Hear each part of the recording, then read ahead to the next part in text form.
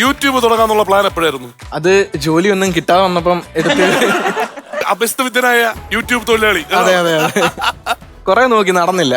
MBA ആയിരുന്നു ചേട്ടാ, MBA ആയിരുന്നു. എന്നിട്ട് എബ്രോഡ് പോകാൻ നോക്കിയായിരുന്നു 2 വർഷം.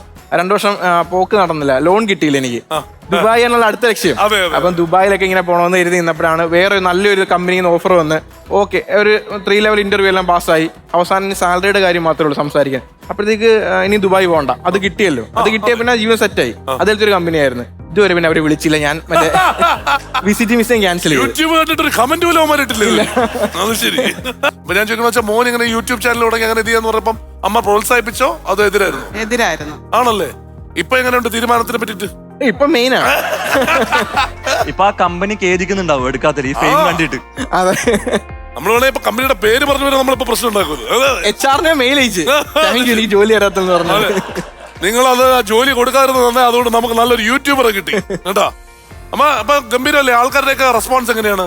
സന്തോഷം. എവിടെയെങ്കിലും ഒക്കെ പോകുമ്പോ കാണുമ്പോ എന്താ വന്ന് ഫോട്ടോ എടുക്കാനൊക്കെ ആൾക്കാർ പോസിറ്റീവ് ആണ് എല്ലാരും. എല്ലാരും ഭയങ്കര പോസിറ്റീവ് അല്ലേ? അപ്പൊ എന്തായാലും അങ്ങനെ തന്നെ പോട്ടെ. അമ്മയ്ക്ക് ഒരു ഇച്ചിരി ടെൻഷൻ ഉണ്ടോ? ഉണ്ടോ? ആ ചേട്ടനെ കണ്ടോണ്ടാ എളുപ്പമുള്ള ചോദ്യം ചോദിക്കണേന്നുള്ള ടെൻഷനേ ഉണ്ട്. ഞാൻ സത്യം പറയട്ടെ, ഈ പറഞ്ഞ ചോദ്യങ്ങളുടെ ഉത്തരം എനിക്ക് പോലും അറിഞ്ഞൂടാ. ഇവര് പറഞ്ഞു തരുന്ന ചോദ്യം ഞാൻ ചോദിക്കണമെന്നല്ലേ ഉള്ളൂ. അത് ചേട്ടാ മറ്റേ കർമ്മയില്ലേ, ഒരു 3 വർഷം മുമ്പ് ഈ പരിപാടി ഉണ്ടായിരുന്നല്ലോ. അപ്പൊ വീട്ടിൽ ഇരുന്ന് കണ്ട് ഈ എന്തുവാടാ ഇവരൊക്കെ പറയുന്നത്, ഇവർക്ക് പഠിച്ചിട്ട് വന്നൂടെ, അങ്ങനെ ഇരുന്ന് കളിയാക്കിയ ആളാ. ഇന്നിവിടെ നിൽക്കുമ്പം ഇനി നമ്മളെ TV കാണുമ്പോ അവര് കളിയാക്കുമല്ലോ. എളുപ്പമാണ്, ഇവിടെ വന്ന് കളിച്ച എളുപ്പമല്ല. ഞാൻ അന്ന് പറഞ്ഞതായിരുന്നു. എന്നാലും അന്ന് വീട്ടിൽ ഇരുന്ന് പറഞ്ഞ ഞാനാ ഇപ്പൊ ഈ വേദി വന്ന് നിൽക്കുന്നില്ലേ.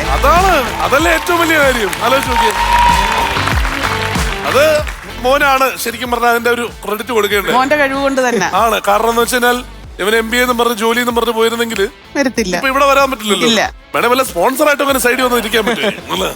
പിന്നെ ചേട്ടനെ കാണാൻ പറ്റിയതും ഭയങ്കര സന്തോഷം. നമ്മള് TV മാത്രമല്ലേ കണ്ടിട്ടുള്ളൂ. ഭയങ്കര സന്തോഷം ചേട്ടാ. Thank you. Flowers smart show ശനി ഞായർ ദിവസങ്ങളിൽ രാത്രി 9:30 ഫ്ലവേഴ്സിൽ.